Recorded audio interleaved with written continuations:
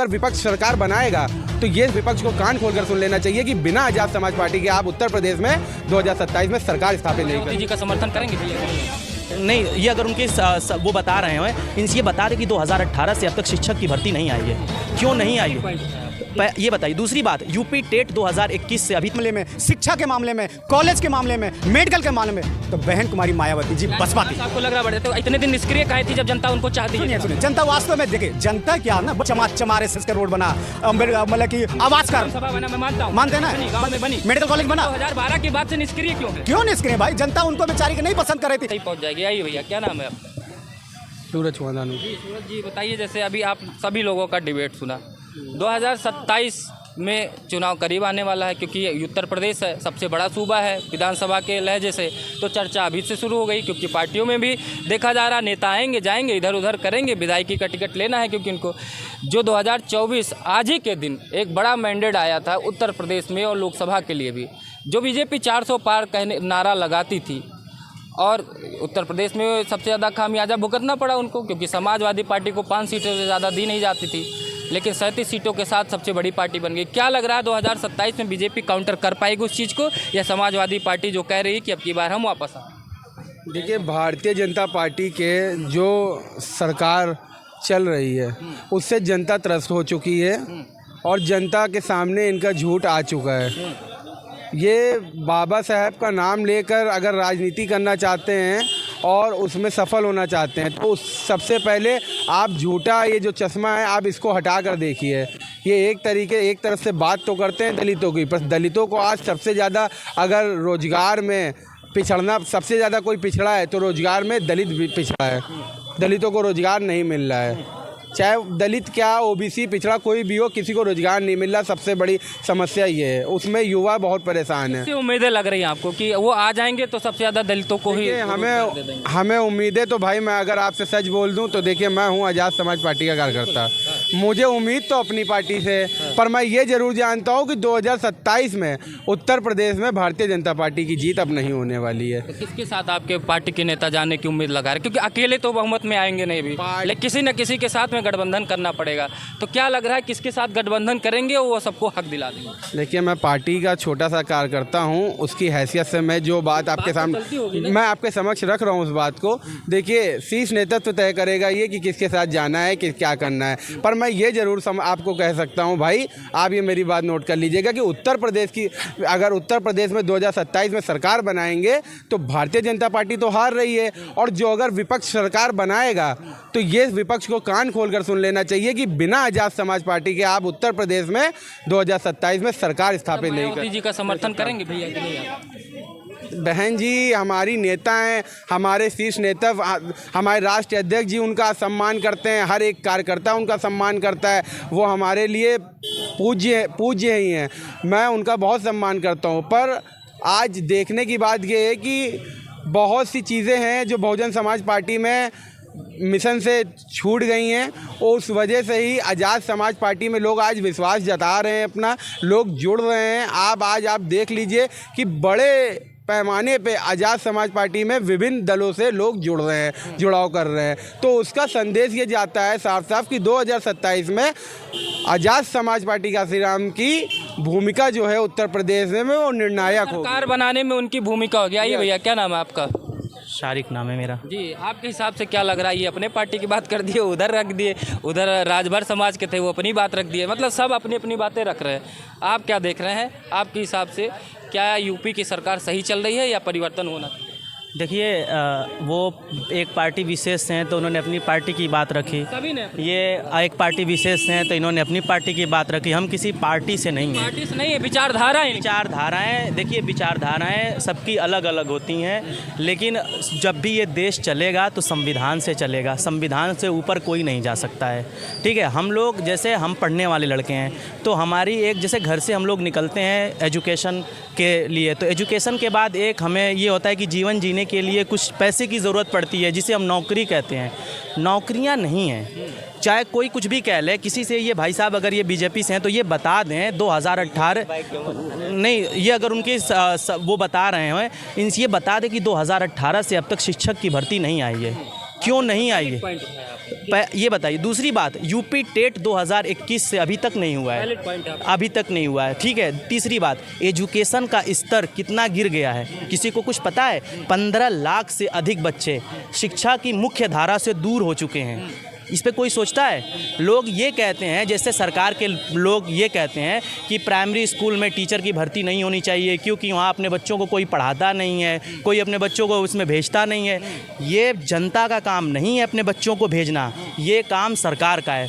तो आप शिक्षा योजना तो लाइए। लग रहा है कि प्राइमरी स्कूलों के स्तर को सुधारिए, लोग अपने आप भेजेंगे। दिल्ली में स्तर देख लीजिए, वहाँ पे एडमिशन लगाने के लिए लाइनें लगती हैं। आप कभी जाइए, देखिए क्यों।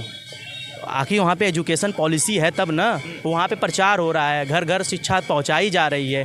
यहाँ पे आप बता दीजिए कि जब से ये आए हैं, कौन सी शिक्षा पॉलिसी, कौन सा सर्व शिक्षा अभियान, कोई चला अभियान जो बच्चों को जोड़ा गया हो, गांव-गांव जा करके बच्चों। नई शिक्षा नीति, सही, नई शिक्षा नीति लाने का क्या मतलब है? नई शिक्षा नीति में क्या है बताइए, आप हमसे बताइए। नई शिक्षा नीति में जो है बोर्ड ख़त्म कर दिया गया है, उसमें 5वीं से लेके मतलब आपके हर स्टैंडर्ड को मजबूत कर दिया गया है। उसमें ये बताया गया कि आप स्वेच्छा से जो भी सब्जेक्ट चुनना चाहते हैं, जैसे पहले होता था केमिस्ट्री वाला अगर वो साइंस साइड से है तो कॉमर्स नहीं पढ़ सकता था। अब वो ये कर दिए कि आपको जो सब्जेक्ट पढ़ना है आप अपने हिसाब से वैलिड कर लीजिए, यानी कि आपको प्रैक्टिकल बनाने की कोशिश कर रहे हैं। यानी कि अगर आप प्रैक्टिकल होंगे तभी तो।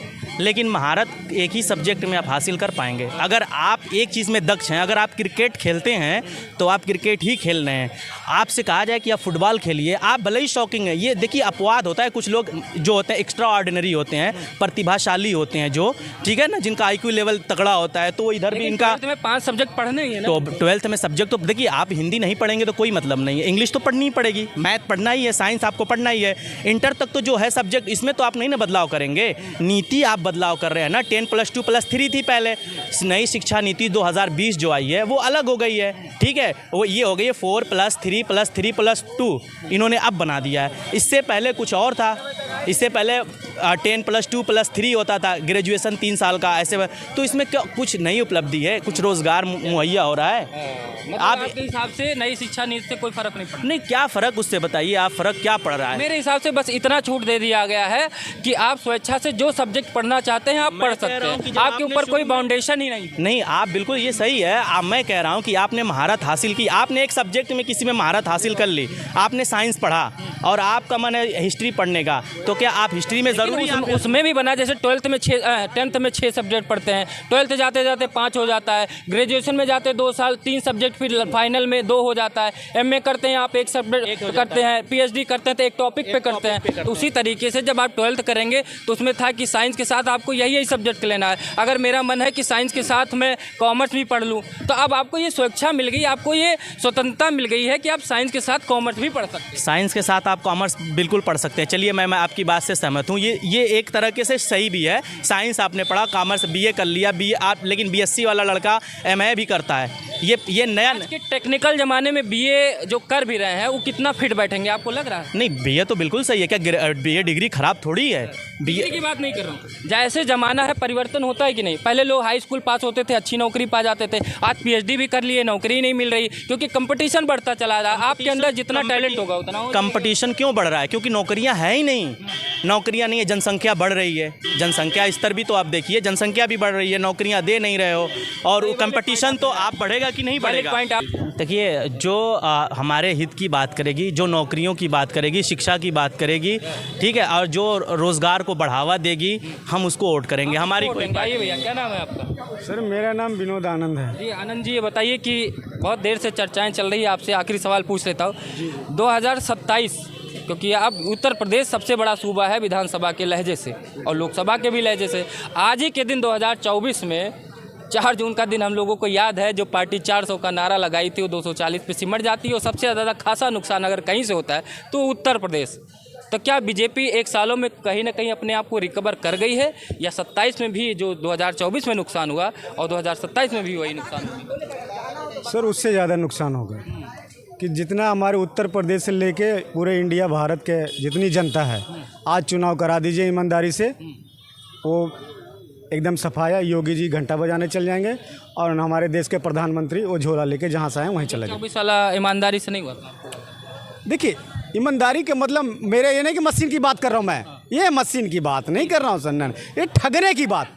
जो वादा करते हैं, जैसे चुनाव मुद्दे की बात जो वादा करते हैं हमारे देश के प्रधानमंत्री जी, 2 करोड़ नौकरियां देंगे और ढेर सारा विकास करेंगे, स्मार्ट सिटी बनाएंगे, ये वगैरह वगैरह सारी चीज़ें बताएंगे, लेकिन वो जनता ठग गई बेचारी।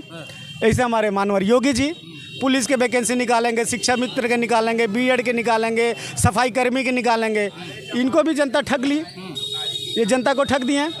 अब 2027 में जो है चाहे जनता इनको ठगेगी, अब जनता इनको ठग लेगी, देख लेना पक्का ठगेगी। क्या लग रहा है कौन सपा मजबूत दिखाई दे रही कि मायावती जी भी? देखिए ना, हम पार्टी के लेवल से बात नहीं करें, कभी एक उम्मीद जगती ना कि ये जाएंगे तो ये आएंगे।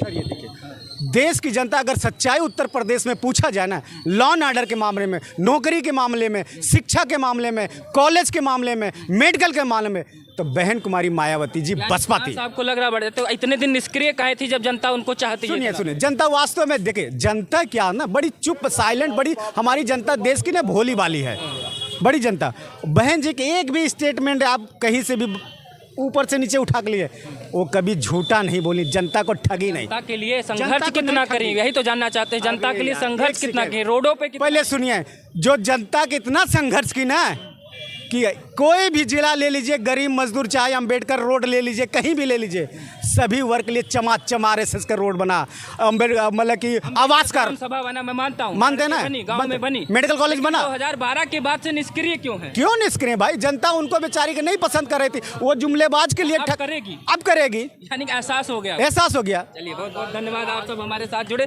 तो दर्शकों, 2027 के हिसाब से उत्तर प्रदेश भारत प्रांत का विधानसभा और लोकसभा ले लीजिए, चाहे राज्यसभा ले लीजिए, सबसे बड़ा प्रांत है। यानी कि यही देश की भी दिशा तय करता है और यही राज्य की भी दिशा तय करता है। क्योंकि राज्य का चुनाव होगा तो सबकी नज़रें होंगी, आप तय करिएगा कि किसको बहुमत मिलने का इस बार चांस है। क्योंकि 2024 4 जून याद रखिएगा, इसी दिन 400 का पार नारा लगाने वाली पार्टी 240 पे सिमट जाती है और सबसे ज़्यादा अगर कहीं से उनको घाटा होता है सीटों की संख्या के आधार पर, तो वो उत्तर प्रदेश रहता है। तो क्या 1 साल के अंदर बीजेपी अपने अंदर कोई परिवर्तन ला पाई है? अगर नहीं ला पाई है तो आने वाले 2 साल के अंदर बीजेपी अपने अंदर परिवर्तन ला के तिबारा यानी कि हैट्रिक लगा पाएगी? या जो विपक्ष कह रहा है, कुछ लोग कह रहे हैं मायावती जी का चांस बढ़ जा रहा है, कुछ लोग कह रहे हैं अपने लोग जैसे कह रहे हैं। आप कमेंट बॉक्स में जरूर बताइएगा। नमस्कार।